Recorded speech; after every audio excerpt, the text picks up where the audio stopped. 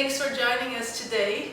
My name is Joanne Marras Tate, and I'm a PhD student here at the University of Colorado Boulder.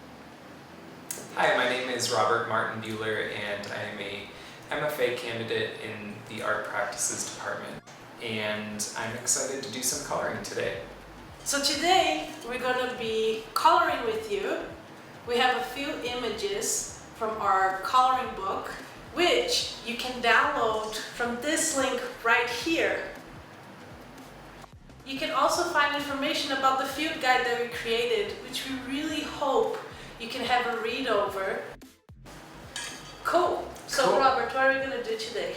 Well, today I'm going to be drawing a squirrel, a fox squirrel, and the common raven. And they are perched both in a pin oak tree. Cool. And I'm going to start coloring the cottontail rabbit. Perfect. Yeah, let's get started. So what colors do we need to use for the cottontail? The cottontail is a mammal and it is gray. Its fur is gray, but it's more of a warm gray.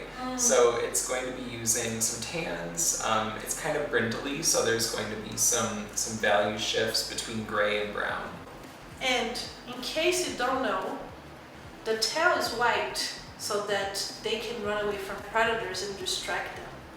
So that's a fun fact for y'all. That is a fun fact. I didn't know that. And what are you going to be coloring?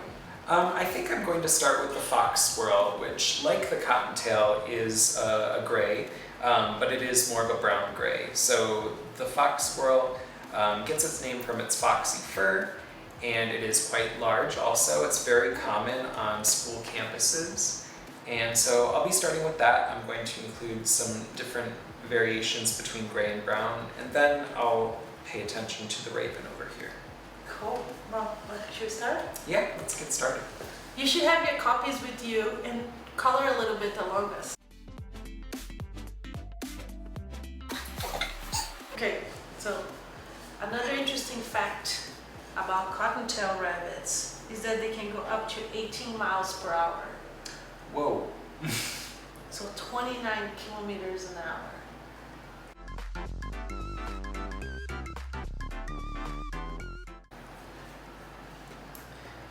So we're in Colorado, where there is an arid climate in a lot of places.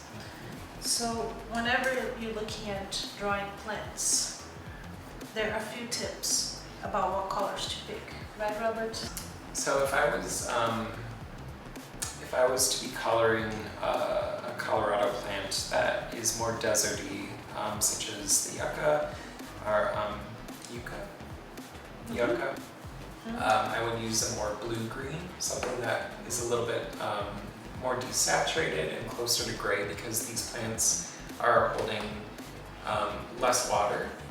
So am I picking the right colors? Yeah, those look pretty good to me. Okay, yeah, they great. look pretty dry. So you think about the color of the plant. So obviously plants are commonly green. And then you think about the dry version of the color you want to draw it. And so since I am illustrating a pin oak right now, we know that trees hold a lot of water and their roots go deep in the ground and pull up a lot of nutrients and water. So these are going to be a little bit more lush. So I'm using a very saturated forest green. The name of this is actually grass green. Oh, cool. Yeah.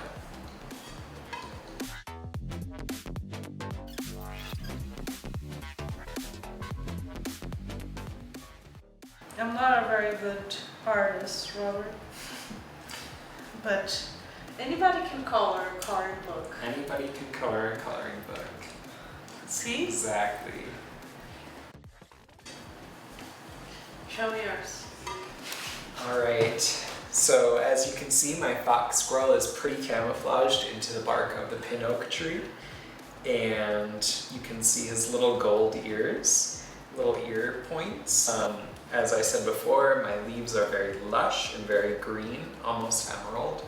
And my raven up here is pretty standard, pretty black. You can see the highlights shining off its very shiny feathers. Mine, you can see, is not as nice, but the joy of coloring The joy is of coloring here.